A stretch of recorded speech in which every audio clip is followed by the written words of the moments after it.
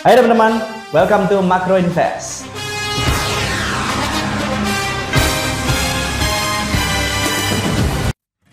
Baru-baru ini ada berita baik mengenai ekonomi Indonesia.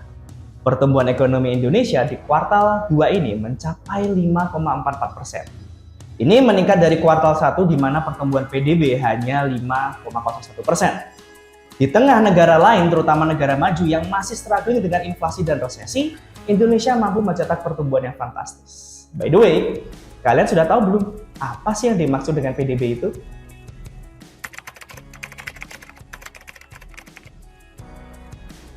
PDB pada intinya adalah seluruh penghasilan yang diterima oleh masyarakat yang tinggal di suatu negara. Dalam hal ini Indonesia. Semakin banyak produk barang dan jasa yang kita produksi, tentu saja semakin besar pula PDB kita.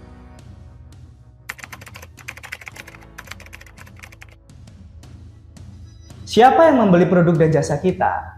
So far hanya ada 4 pihak. Pembeli pertama adalah masyarakat atau konsumen rumah tangga biasa seperti saya dan Anda. Yang dibeli adalah produk dan servis jadi yang sudah diproduksi oleh perusahaan. Pembeli yang kedua adalah perusahaan. Perusahaan ini biasanya membeli peralatan ataupun aset-aset baru bikinan dari perusahaan lain. Ingat ya, perusahaan ini kan bisa jual langsung ke konsumen, bisa jual ke bisnis ataupun ke government. Pembeli ketiga adalah pemerintah. Pemerintah dapat berperan sebagai pencipta demand terbesar karena uang pemerintah itu sangat banyak, bahkan unlimited. Pemerintah biasanya membeli aset-aset baru seperti gedung, bangun jembatan, bangun kantor, renovasi, dan membeli jasa dari PNS alias menggaji PNS. PNS ini kan bisa mulai dari pegawai tingkat kecamatan hingga presiden. Pembeli keempat tentu saja adalah orang asing. Orang asing ini juga dapat membeli produk-produk produksi dalam negeri melalui mekanisme ekspor. Selain dari itu, tidak ada pihak lain yang akan membeli produk dalam negeri kita. Demand produk dalam negeri ya hanya dari keempat pembeli tadi.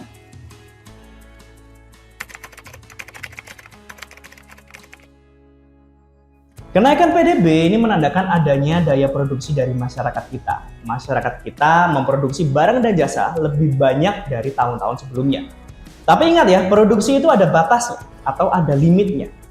Manusia itu tangannya kan cuma 2. Itu pun sudah dibantu oleh mesin-mesin ataupun robot-robot. Sudah dibantu, itu saja tetap ada limitnya. Kenaikan demand atau permintaan tentu saja akan meningkatkan produktivitas masyarakat. Jika demand sedang tinggi, yang nganggur akan terserap, akan dapat bekerja.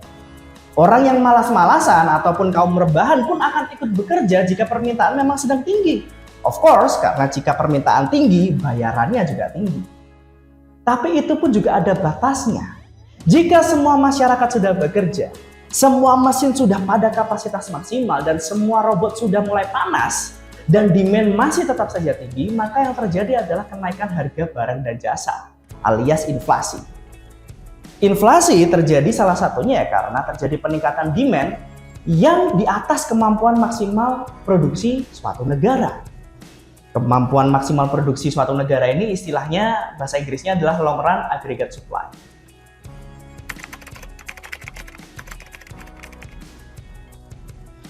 Pertanyaan yang cukup sulit. Jujur, saya tidak dapat membaca masa depan, saya nggak tahu apa yang akan terjadi. Terus terang untuk saat ini, menurut saya masih banyak yang perlu diperbaiki pada ekonomi Indonesia. Kalau kita lihat nih, kenaikan PDB kita yang kuartal ini cukup tinggi disebabkan oleh boom di sektor komoditi, di mana Indonesia memiliki banyak sumber komoditas seperti minyak sawit, hasil laut, hasil pertanian, hingga batu bara yang saat ini sangat-sangat diinginkan oleh masyarakat di luar negeri. Beneran, tidak ada yang salah sebenarnya ketika kita menjual barang mentah. Setiap negara juga melakukan hal yang sama. Tetapi, jika kita melihat negara maju, sebenarnya yang dijual adalah kekayaan intelektual. Kita lihat perusahaan-perusahaan di Amerika, perusahaan-perusahaan terbesar di Amerika deh. Tesla, Amazon, Google, Facebook, Apple, semua yang dijual adalah produk-produk intelektual. Sedangkan masyarakat kita itu lebih senang untung cepat dan malas melakukan research and development. Analoginya nih, daripada bikin robot, mending bahan-bahan besinya dijual. Langsung laku, untung cepat. Itulah mindset sebagian masyarakat kita. Sedangkan kalau kita hanya menjual komoditas saja, saingannya itu ada banyak. Karena produk komoditas itu homogen. Semua pihak, semua orang juga bisa jual. Tidak ada yang namanya keunggulan kompetitif.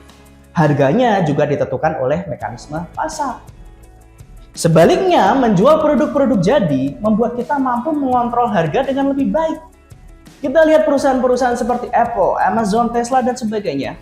Mereka mampu menciptakan keuntungan lebih dan harga produknya pun tidak ditentukan oleh keinginan pasar. Kalau meminjam istilah ekonomi mikro nih, berjualan produk jadi dengan keunggulan kompetitif membuat kita beralih ke pasar yang lebih monopolistik, which is good. Monopoli sometimes can be good. Oke, sekian insight kali ini. Saya harap teman-teman dapat banyak belajar dari materi kali ini. Bye-bye.